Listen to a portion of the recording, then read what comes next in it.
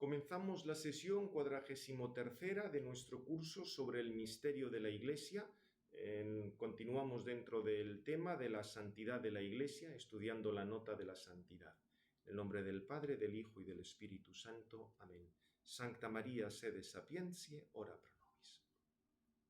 Bien, recordáis que en la sesión anterior habíamos estado explicando los elementos esenciales de la santidad de la Iglesia y como habíamos dicho que la Iglesia era santa aunque contuviera pecadores en su seno y no era correcto decir, si se habla en sentido teológico estricto, de que la Iglesia es pecadora. Lo que pasa es que todavía nos quedaba ver, diríamos, alguna de las objeciones que se podían hacer a ese planteamiento. Y ahí tendríamos el tema básicamente de las denominadas faltas históricas. Aquí se trata no ya de pecados, pues digamos que hayan cometido los miembros individuales de la Iglesia y decimos no, esos pecados de los miembros individuales, como es un alejarse de la caridad, de la gracia, de un alejarse de Cristo, no forman parte de la Iglesia. Pero si se trata de comportamientos, diríamos, de representantes oficiales de la Iglesia, que han actuado en cuanto tales representantes oficiales, ¿no habría ahí un pecado de la Iglesia? Aquí se habla, por ejemplo, pues del uso de la violencia en defensa de la fe o cosas de este estilo.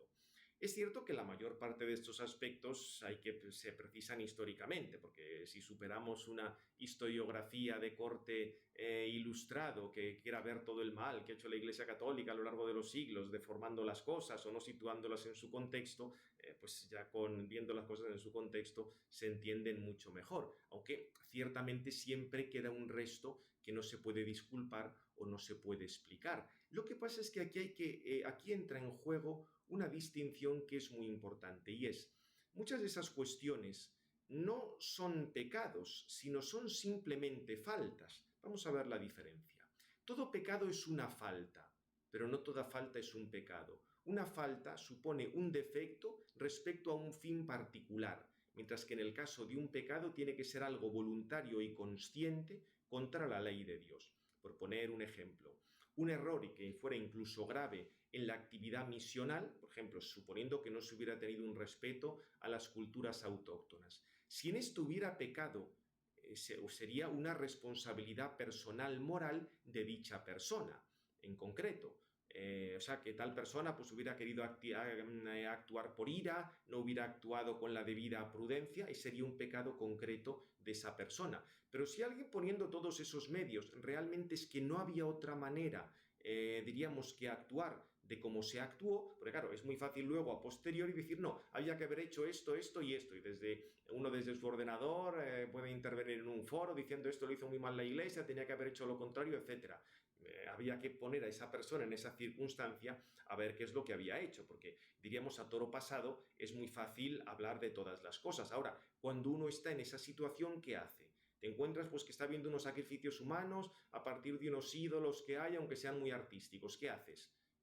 ¿Guardas los ídolos para que siga habiendo más sacrificios humanos o destruyes los ídolos para que ya no les hagan sacrificios, aunque destruyas una obra de arte? Claro, ahí es decir, pues podían haber guardado los ídolos en un museo y haber parado los sacrificios. Sí, eso lo podemos decir ahora y lo podemos hacer ahora, pero uno que se encuentre en esa situación tampoco es que tuviera muchas opciones. O sea, puedes decir, sí, le faltó la genialidad pues para haber ideado otro sistema, ¿de acuerdo? No fue un genio, pero no es que estuviera cometiendo un pecado porque en aquel momento tampoco es que hubiera muchas más alternativas.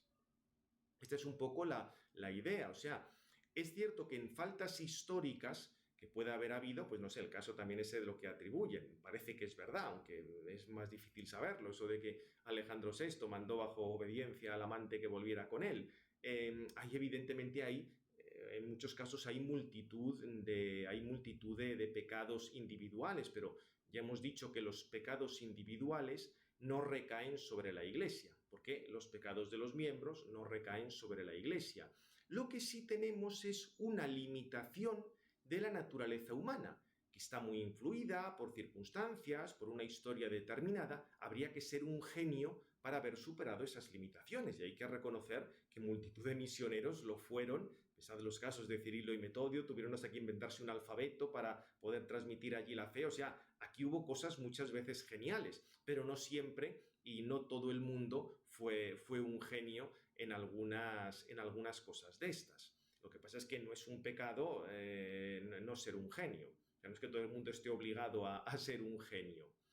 Por tanto, estas faltas no se oponen a la santidad personal de la Iglesia, porque de hecho no ha habido pecado. Eran situaciones en las que ha habido que, digamos, responder como se podía en aquel momento.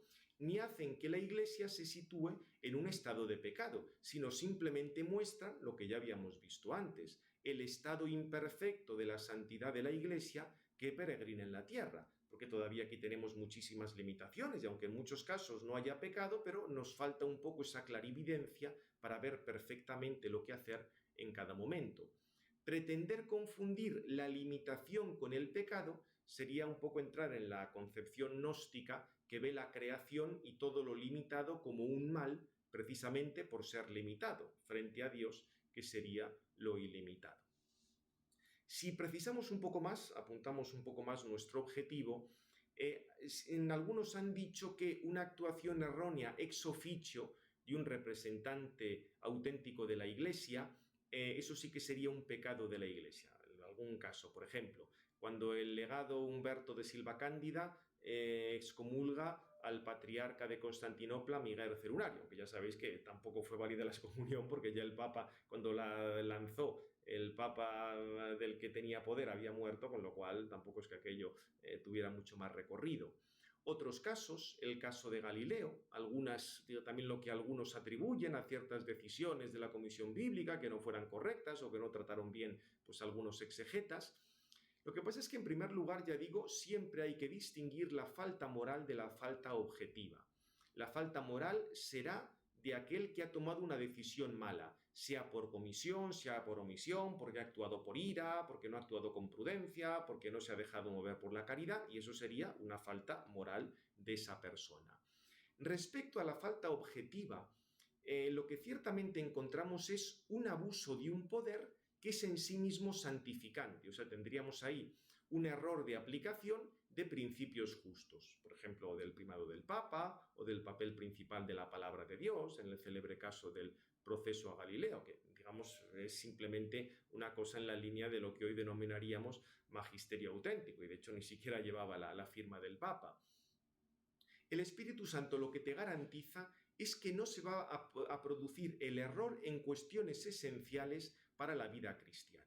Por supuesto que todos estos errores han podido crear escándalos y han podido alejar de la Iglesia, aunque al final, digamos, solo Dios, que es el que conoce las conciencias, sabe cuál es la responsabilidad que tiene cada uno. Ahora, respecto a los directamente afectados, si lo que se les manda no es un pecado, era preferible someterse para evitar el escándalo. Y si lo que se les manda fuera un pecado, cabe simplemente aplicar la objeción de conciencia. Lo que pasa es que sin necesidad de organizar una revuelta, ni atentar contra la Iglesia, ni nada por el estilo.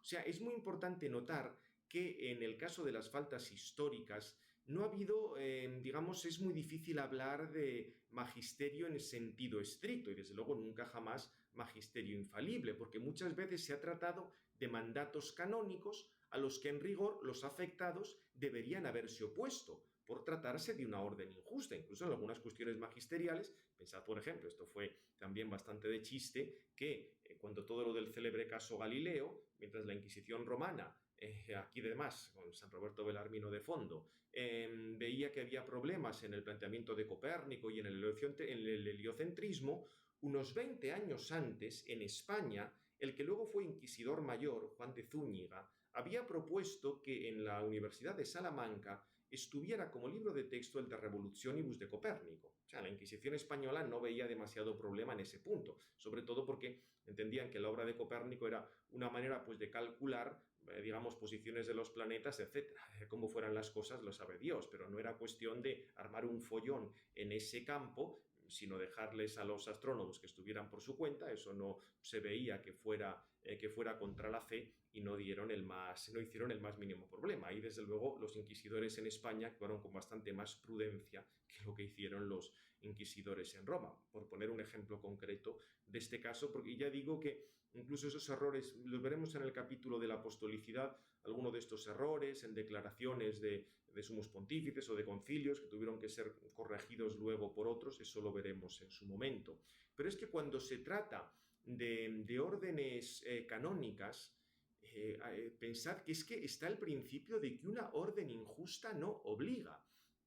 Esto también lo veremos en el último capítulo. Algunos teólogos del 16 enseñaban, por ejemplo, que si se daba un nombramiento episcopal de alguien, aunque lo hubiera dado el Papa, pues con toda la legitimidad es auténtico Papa, da un nombramiento episcopal a alguien, con la pretensión únicamente de acumular beneficios sin residir en la diócesis, solo para llevarse las rentas fuera del país, decían estos teólogos, veremos luego el texto de Vitoria, que los príncipes cristianos tenían obligación de impedirle la entrada. Y esto, de hecho, lo hizo Isabel la Católica. O sea, antes de esa época, cuando Rodrigo Borja, que luego fue Alejandro VI, consiguió del Papa ser arzobispo de Sevilla, se entiende, solo para cobrar las rentas de Sevilla, Isabel la Católica dijo que no iba a tomar posesión del arzobispado, ni él ni su representante, y evidentemente se quedaron con las ganas, porque se opuso, dijo, como entre aquí, digamos, le ponemos en la frontera igual que ha venido. Y era, sí, por supuesto, una orden del Papa, el Papa tiene todo el derecho a nombrar obispos, sí, pero lo que no tiene derecho es a dar una orden injusta. Y si los fieles perciben claramente que eso es una orden injusta, y ahí era obviamente injusta, porque se trataba de acumular arzobispados para cobrar cuartos. Sí, por supuesto que el Papa da todas las dispensas que fuera, pero eso no dejaba de ser injusta. La reina católica, que tenía la sartén por el mango, digo, aquí este no entra, y si entra, sartenazo. O sea que por eso tenemos ahí una orden injusta. Lo que pasa es que una orden injusta se puede perfectamente resistir, porque, repito, la ley injusta no obliga. El problema es que en la mentalidad esa que dijimos del espíritu del Vaticano I, que parece que todo lo que emane de la autoridad ya es como el oráculo de Delfos divino, entonces sí, habría un pecado por parte de la autoridad de la Iglesia que sería divina. No, mire usted, si la autoridad de la Iglesia, que ciertamente es de institución divina, da una orden que es injusta, tal orden no obliga. A veces incluso existirá la obligación moral de resistirlo. Es cierto que esto deberá ser sin crear escándalos, sin negar el origen divino de esa autoridad, pero lo que es injusto no obliga. Es algo tan sencillo como eso. Se trata simplemente de un ministro que ha abusado de su poder y, por tanto, lo que ha mandado no tiene ni fuerza legal ni fuerza moral, porque es algo que va contra los principios elementales de la justicia. Por desgracia, esto, claro está, ha creado muchas veces una notable confusión o un notable malestar entre los fieles, y a veces pues, será preferible resistir, a veces será preferible aguantar la afrenta. Acordaos que Santo Tomás decía que cuando está en juego la fe hay que resistir, aunque sea un pastor de la Iglesia el que esté diciendo algo erróneo en contra de la fe. Pero aquí ya diríamos, entramos en multitud de cuestiones de tipo prudencial. Y también, por supuesto, lo que hay que hacer al tratar estas cuestiones de estas faltas históricas, proceder con mucha objetividad, porque en multitud de ocasiones, muchas acusaciones son sinceramente falsas. Y aunque haya habido faltas verdaderas, recordar que la Iglesia como Cristo pasa haciendo el bien. Lo que pasa es que en el caso del Señor hace el bien siempre y en todo. En el caso de los miembros de la Iglesia, pues tienen a veces esas defectibilidades, pero con todo hay que reconocer que predomina lo bueno y los aspectos santificadores. Y por parte del teólogo, todos esos juicios tienen que ser realizados desde la óptica del amor, como se contemplan los defectos de alguien querido. Fijaos que con todos estos presupuestos se entiende que la Iglesia siempre se debe reformar y purificar. Atención, reformar no es adaptar la Iglesia a las modas del momento, sino recobrar la forma que procede de Cristo, que es la fe, la esperanza, la caridad, las virtudes, o sea, actuar cada vez más conforme al Evangelio. Eso es la reforma. O sea, reformar no es tomar lo que está de moda en cada momento. Ahora está de moda, pues no sé, la unión de personas del mismo sexo como algo igual que las otras. Pues venga, también eso para la Iglesia. No. reforma es adaptarse cada vez más al criterio del Evangelio para poder transmitirlo mejor. Por eso, digamos, hay que corregir, o sea, respecto a las faltas colectivas e históricas, aun no siendo pecados, son un mal y hay que tratar pues de que no se repitan, de corregir sus consecuencias y respecto a las faltas de sus miembros, que sí son pecados, debe ser continuamente purificadas para que la santidad objetiva se vea cada vez más acompañada de la santidad personal, que digamos es lo que buscamos. Fijaos de todos modos que respecto a esto de las faltas históricas, nunca hay que olvidar aquel texto que ya vimos del Concilium de Enmendanda Ecclesia, cuando aquellos cardenales le dijeron a Paulo III que la clave, la raíz de todos los líos en Alemania es que los papas habían actuado de una manera despótica y se habían pensado que cualquier cosa que dijeran, por el hecho de decirlo ellos, ya era lícito, y que eso había dado lugar a toda una cantidad enorme de corruptelas, diríamos, habían faltado, por así decir, como sistemas de control o de autocontrol o como se quiera decir. Acordaos el caso que os he puesto de Isabel la Católica. Si los gobernantes en Alemania hubieran actuado como Isabel la Católica, ante un abuso de la curia, no, aquí este cardenal de Roma le damos 3 obispados nuestros, no, este tío no entra aquí, por muy cardenal que sea y por muy papa que sea el que le ha nombrado, porque tal cosa es claramente injusta. O sea, si hubiera habido esa actuación de los fieles, probablemente no hubiera pasado luego lo que pasó, pero todo esto queda dentro de estudios históricos que ahora lo dejamos. Aquí os pongo un pequeño texto, un apéndice, un acto que hubo de la purificación de la memoria del año 2000, el jubileo del 2000, donde Juan Pablo II pues, recordó eso, faltas que habían tenido los cristianos. Recuerdo, os pongo aquí esta anécdota, hablando esto con don Marcelo, él ya era cardenal emérito de Toledo, nos comentó, algún grupo de los que estábamos estudiando entonces en Roma, que el Papa Juan Pablo II había consultado a los cardenales si veían que esta purificación de la memoria, reconocer faltas del pasado, había que hacerlo o no. En general dijeron que no, no porque estuviera mal en sí mismo, la verdad siempre nos hace libres, sino porque se podía malinterpretar y acabar pensando pues que la Iglesia no era instrumento de salvación o que los sacramentos de la Iglesia no son fiables, o iglesias, decían por ejemplo algunos cardenales de África que esto de pedir perdón por las cruzadas, pero ellos qué tenían que ver, o sea, es que eran cosas, o sea, que eran cosas que tenían digamos como un ambiente que no es ni muchísimo menos el de la Iglesia universal y que también ahí habría que precisar muchísimas cosas. Por supuesto que nunca se habló ahí de pecados de la Iglesia, sino se reconoció que esos que han hecho esos pecados eran hijos de la Iglesia, aunque ahí no estuvieran actuando como hijos de la Iglesia. Sobre esto también el cardenal, se me ha ido ahora el cardenal Biffi, en sus memorias, Memoria de un italiano cardinali, cuenta también alguna conversación que tuvo con Juan Pablo II en este sentido, donde le recordaba Biffi a Juan Pablo II que la Iglesia no es que hiciera suyos los pecados de sus hijos porque era imposible, lo que sí podía reconocer es que aquellos que han cometido esos pecados eran hijos de la Iglesia, en cuanto que habían sido bautizados, mantenían el carácter bautismal, aunque ahí no estuvieran actuando como hijos de la Iglesia. O sea que se trataba un poco de reconocer todas estas cosas, pero al final el resultado tampoco es que fuera demasiado preciso. Y todo este tema de peticiones de perdón por cosas que se han hecho en el pasado, bien, sin reconocer que tal cosa no ha sido correcta, pero mejor es tomar medidas para que no se produzcan determinados errores en el futuro que estar dando vueltas a todas estas cosas del pasado. Porque fijaos que todo el tema de una petición de perdón por algo del pasado nunca deja de resultar ambiguo, y el mismo documento que hubo sobre el tema de la Comisión Teológica Internacional tampoco es que aquí diera argumentaciones muy convincentes, porque fijaos que lo que une a la Iglesia es la gracia, no el pecado. Con lo cual, si alguien ha cometido un pecado, no es por estar en la Iglesia, con lo cual decir que la Iglesia pide perdón por ese pecado, no, pero si es que ese pecado se ha cometido por no estar más unido a la Iglesia.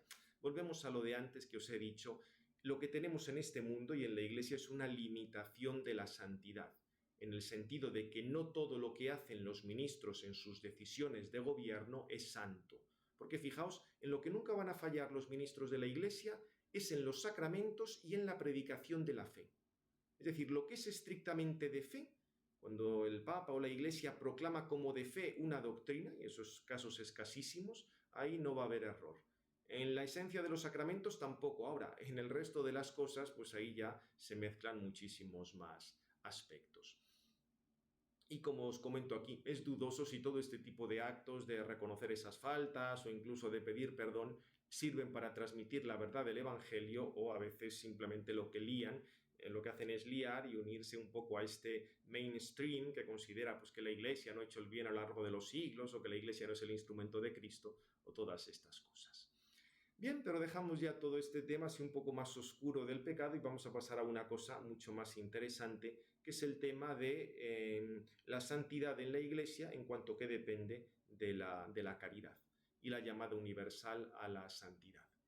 Aquí os recuerdo pues la invitación de Jesucristo a la perfección, ser perfectos como vuestro Padre Celestial es perfecto, y ahí está la invitación de todos los cristianos a la santidad. Como hemos visto aquí os recuerdo esto, que la perfección es la consumación de algo y la nota de la santidad tiene que ver con la finalidad. La búsqueda de la perfección es la búsqueda de la santidad.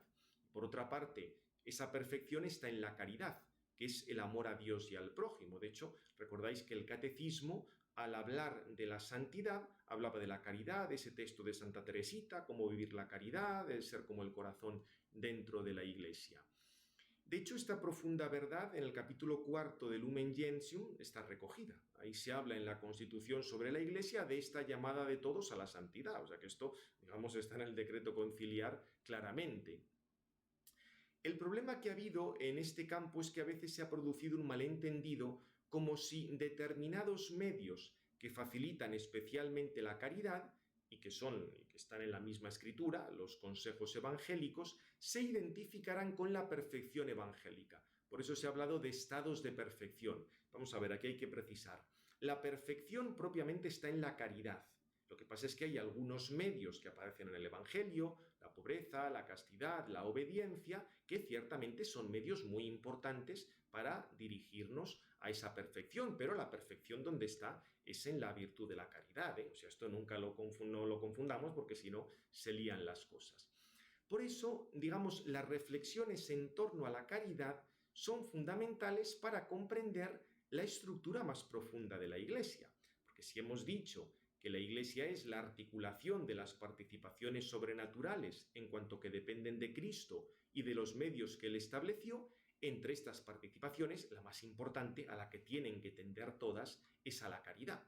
Por eso en la Iglesia habrá diferencias de funciones y de carismas, pero lo más importante es esa unidad que brota de Cristo y que se realiza en la caridad. En otras palabras, acordaos el capítulo 13 de la primera carta a los Corintios. Sí, San Pablo hablará de multitud de ministerios, funciones, cosas que se hacen, pero todo tiene que estar orientado hacia la caridad.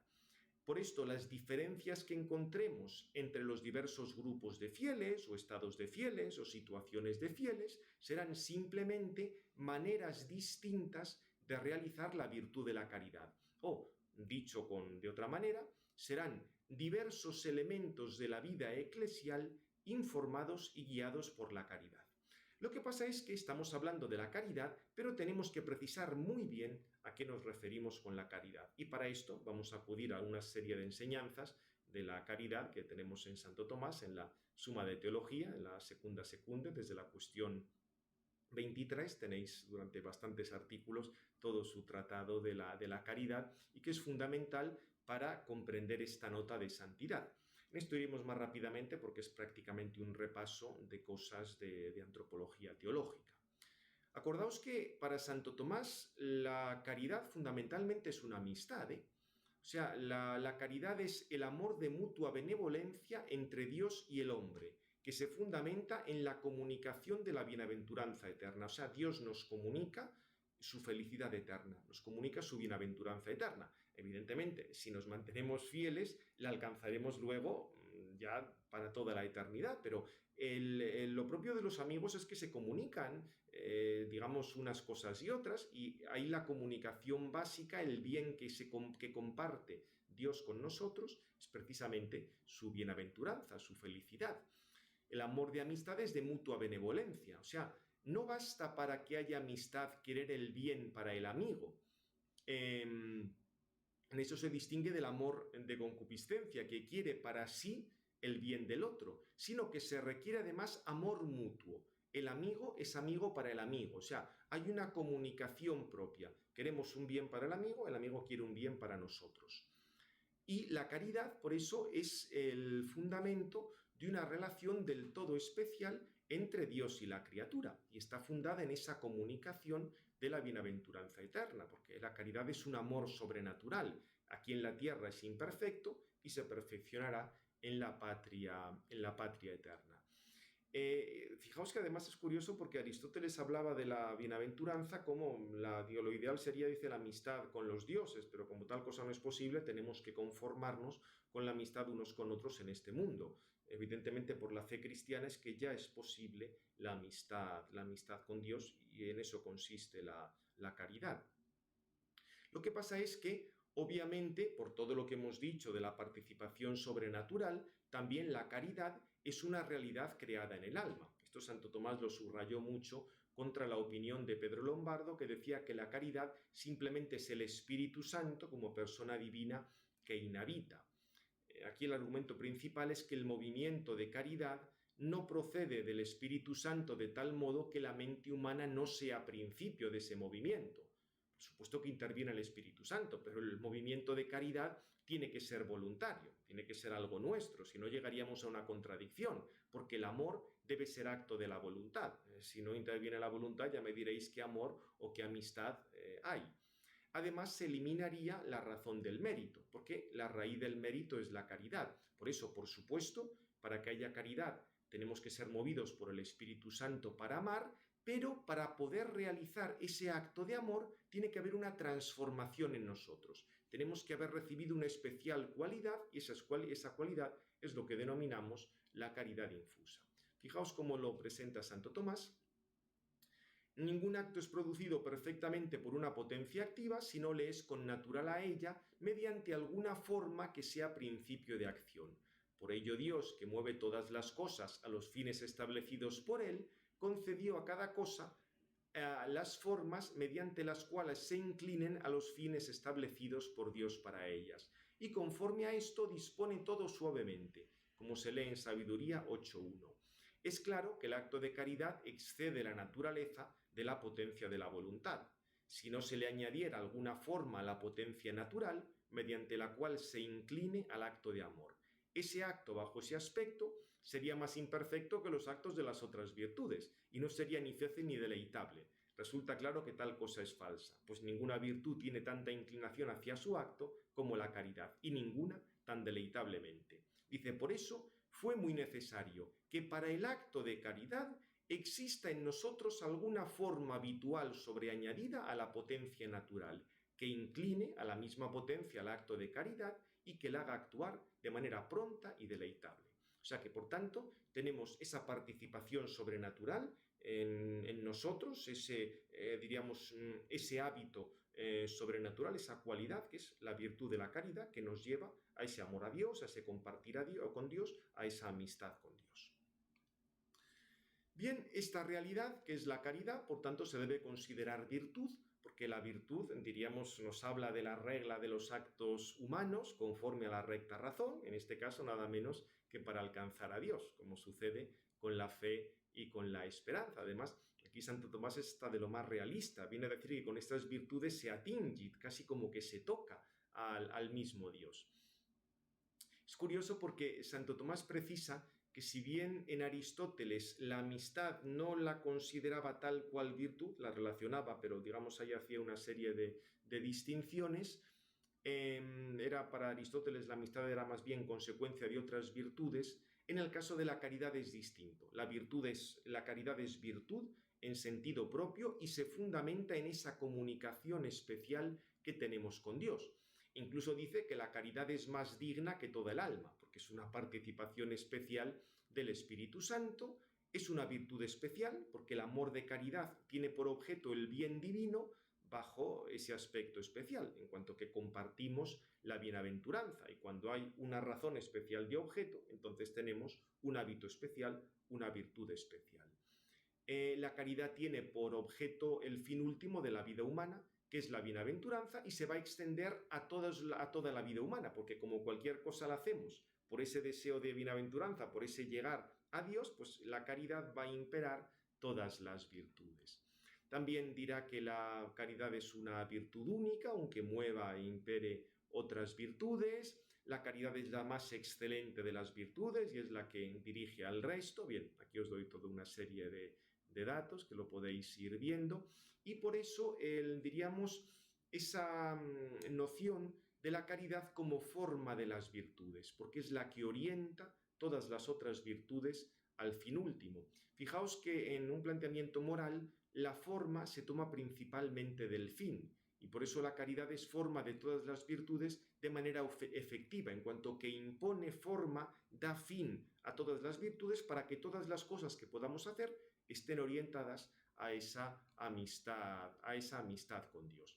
Fijaos que este tema de la caridad como forma de las virtudes es muy útil para explicar la unidad y diversidad en la Iglesia, porque ciertamente en la Iglesia cada persona pues tiene sus virtudes, tiene sus, digamos, sus diversas cualidades, sus modos de hacer el bien, pero es la caridad la que va a unificar todo y la que lo va a dirigir a Dios, aunque haya pues situaciones muy diversas, carismas muy diversos, pero la caridad es la que unifica todo. Fijaos que en el fondo todo esto que dice aquí Santo Tomás es, digamos, tomarse en serio el capítulo 13 de la primera carta a los Corintios. De hecho, también aunque tiene este tratado de la caridad, Santo Tomás en el comentario que tiene al capítulo 13 de Corintios, pues vuelve a sacar todas estas cosas.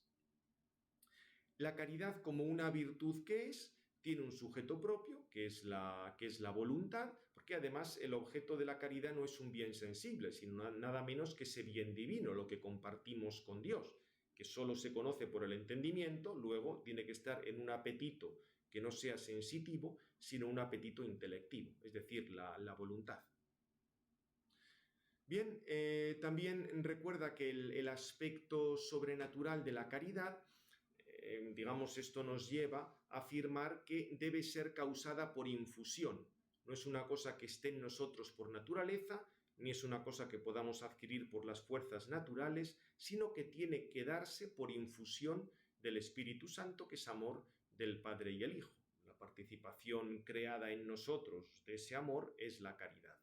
Y fijaos que esto es así, porque una amistad fundada en la comunicación de la bienaventuranza eterna supera a los dones naturales, tiene que ser infundida por Dios, no es una cosa que podamos adquirir por nuestras propias fuerzas. Y desde luego la caridad no se infunde según la capacidad natural, porque excede completamente la proporción de nuestra naturaleza. Dependerá de la voluntad del Espíritu Santo que la distribuye, también dependerá de cuál sea nuestra disposición previa, que es también ayudada por el mismo Espíritu Santo, etc. Por supuesto, la caridad puede aumentar en este mundo y lo ideal es que vaya aumentando, que vaya creciendo, porque el acto sea cada vez más intenso, más profundo en nosotros. No es que se vayan sumando cosas, sino que la caridad está cada vez como más arraigada en nosotros, echa raíces en todo el conjunto de nuestra vida. Eso sí, también recuerda Santo Tomás que aunque hay que realizar actos de caridad, no es que todo acto de caridad aumente sin más la caridad. Digamos, cualquier acto de caridad pues nos hace más dispuestos para seguir actuando por caridad y así podemos llegar a actos más fervorosos que van haciendo pues que se arraigue, se acreciente cada vez más la caridad en nosotros y aquí pues no hay límite, es cuestión de ir creciendo en esa caridad. Ahora, respecto a la perfección de la caridad, que luego esto lo veremos con más detalle, hay que decir que en esta vida no podemos amar a Dios tanto como merece. Ni siquiera podemos estar pensando actualmente siempre en Dios, pero sí podemos tener pues como ese deseo habitual de amar a Dios, de dirigir todas las cosas a Dios, que por lo menos no se piense o no se quiera nada contrario a Dios. Claro, lo ideal sería ya la perfección de la caridad, estar contemplando a Dios continuamente, pero eso es el cielo, en este mundo no es posible. También hay que notar que la caridad en cuanto tal no puede disminuir, porque como la causa de la caridad es Dios, no es que Dios actúe para que disminuya nuestra caridad. Si disminuye quiere decir que se pierde porque ha habido un pecado mortal, y ahí se elimina la caridad, se rompe esa amistad con Dios. El pecado venial no la elimina, pero es porque es un desorden no respecto al fin, sino respecto a cosas que están en relación con ese fin. Por eso no disminuye la caridad, pero si hay muchos pecados veniales y uno se acaba distrayendo, pues puede acabar apartándose de Dios por el pecado mortal y entonces sí que se eliminaría la caridad. O sea que si se pierde la caridad es por parte del sujeto que se aparta de Dios y que se está ocupando de otras cosas. También aquí os comento, de acuerdo con Santo Tomás, el objeto material de caridad, a qué cosas se dirige la caridad. Se dirige a Dios, se dirige al prójimo, que además es por la misma caridad vamos a Dios y amamos al prójimo. Es como si el amor a Dios se extendiera luego al prójimo. Aquí también Santo Tomás saca algunas cosas interesantes sobre, digamos, a qué personas amamos por caridad, a qué cosas se extiende la caridad. Es curioso, dice que no cabe la amistad de caridad con criaturas irracionales, porque en ellas no hay libertad, no puede darse una comunicación de la vida divina. Sí que debemos amarnos a nosotros mismos por caridad, no en cuanto que la caridad es amistad, porque no es que uno pueda tener amistad consigo mismo, sino en cuanto que la caridad es amistad con Dios. Yo soy amigo con Dios y Dios quiere también el bien mío, porque entre los amigos nos queremos el bien. Entonces, como consecuencia de esa amistad con Dios, también yo me debo amar a mí mismo en orden a Dios.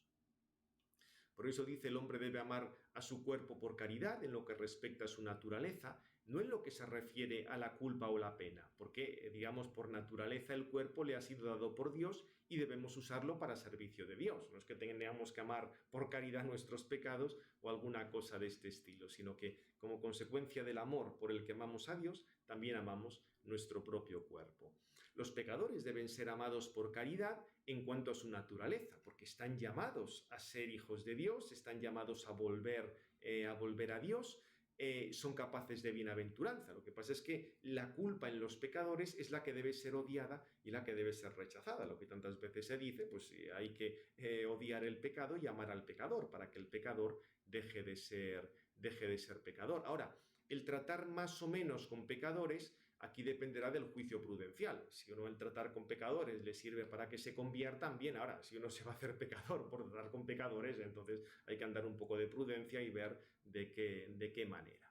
Bien, aquí Santo Tomás va indicando toda una serie de cosas. Habla también de la caridad a los enemigos. Debemos amar a los enemigos, pero un poco como lo que hemos dicho antes. No para que sigan siendo enemigos o para que mantengan un pecado, no, sino para que haya una reconciliación, haya una conversión, etc.